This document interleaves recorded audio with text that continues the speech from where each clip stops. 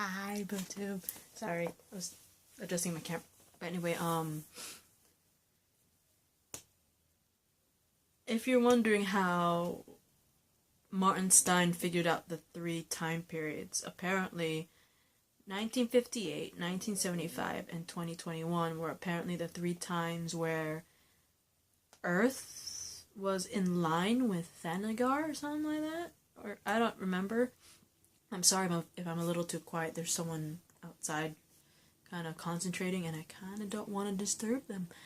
But, yeah, they go in pairs. Mick and Ray, Sarah and Firestorm, and Rip and Carter. Rip and Carter, I believe, are in 2021, and I think Sarah and Firestorm might be in 1958 because Jack said that while they were in the 50s, he would have sworn he saw a meteor, right? So yeah, that's why Firestorm ended up in 1958, because he's the one who actually saw it there. And Sarah went along with Firestorm, Rip and Carter went to 2021, and Mick and Ray ended up being the 1975.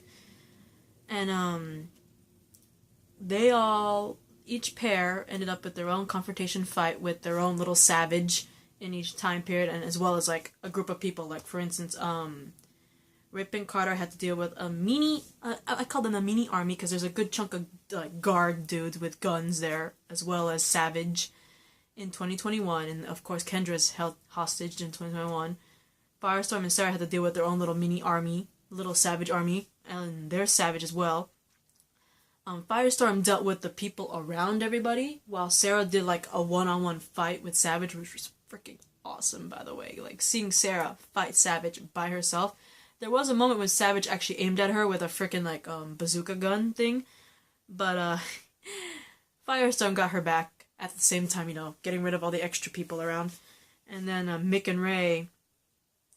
Mick was fighting one-on-one with Savage from 1975, while, unfortunately, Ray had to deal with those mutant monkey flying things. Remember those things? Yeah. There was apparently one there. And so Ray fought that while Mick was fighting one-on-one with Savage. Sarah was fighting Savage one-on-one, while Firestorm was covering her because there's a bunch of guys with guns around. And in 2021,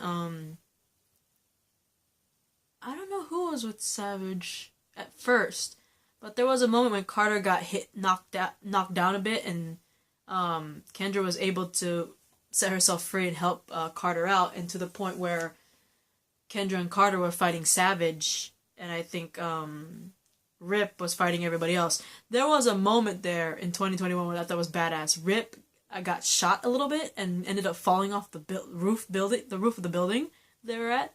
And the funny part was, Kendra and Carter were like, oh my god, is he okay? And all of a sudden you just see him, like he's floating, and he's like this. He landed on his time ship, guys, and the time ship's coming up, and he's like standing on top of it like this. I'm like, badass. That was effing sick. I was like, Rip Hunter, badass. But, props to Mick Rory and Sarah Lance for fighting their respective savages one-on-one, because that was effing sick. But, like, back in 2021, Carter and Kendra were able to get the best of Savage. Like, Carter had, like, Savage in a grapple, kind of like in a grapple hold, and, Kendra had the knife, and I thought it was pretty cool, because, Kendra goes up to him, and it's like, I forgot what she said in the beginning, but she calls him my love. You know how Savage kept calling Kendra my love and all that shit? She pretty much went back at him with that line and stabbed him with his own knife. And at the same time that happened,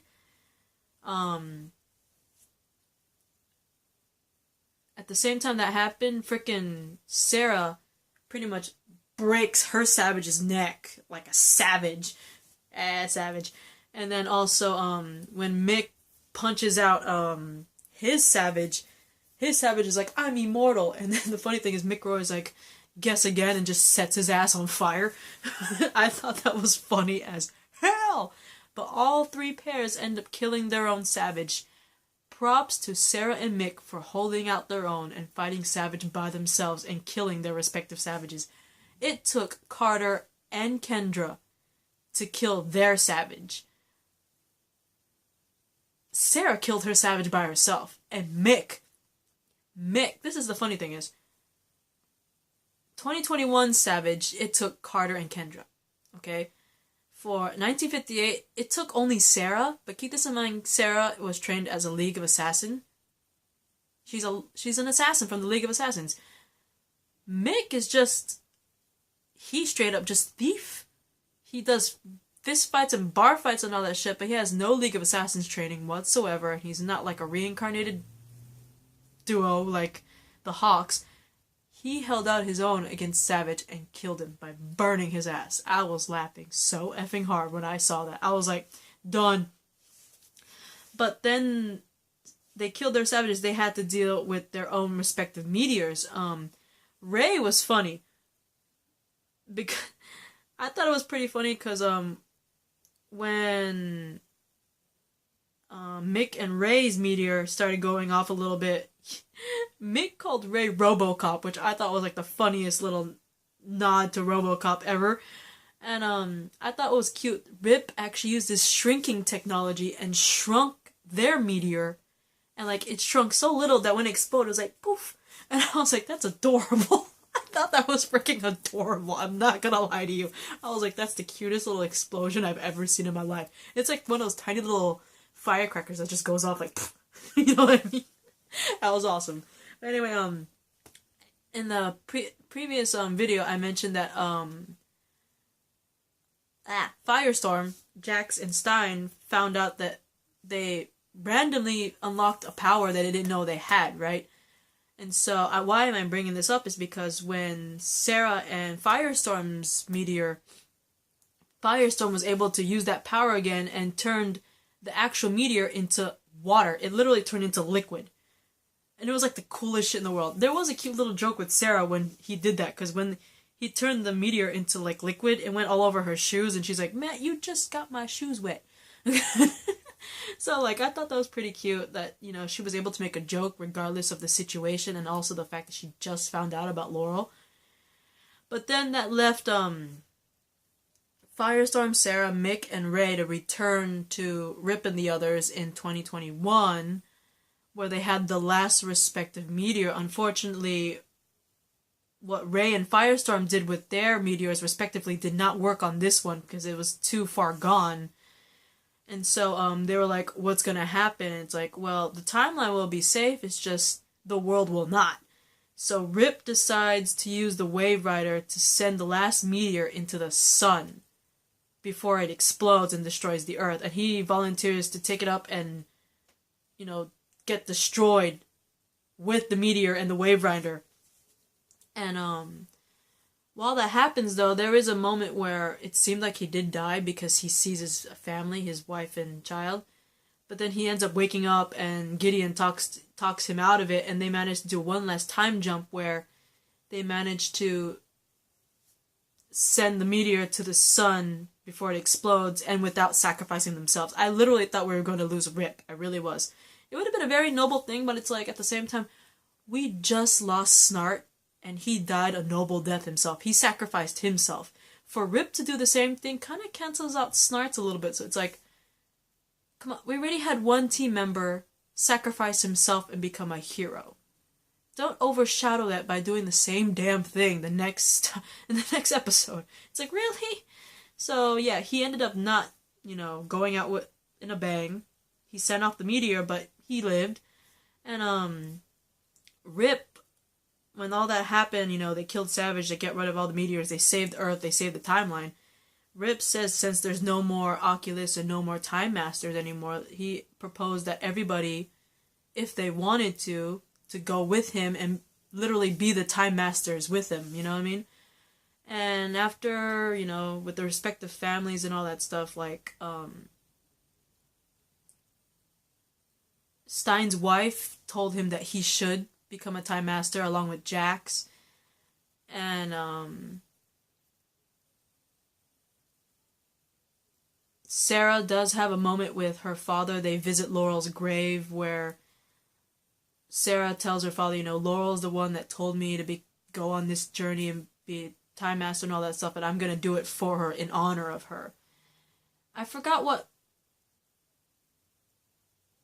I forgot what Ray's was, but there was another very heartwarming moment with Mick Rory. It literally made me cry because apparently while they're all deciding, Mick apparently asked to go back in time to 2013 in Central City. So he asked Rip to send him to Central City in 2013, which is 3 years beforehand.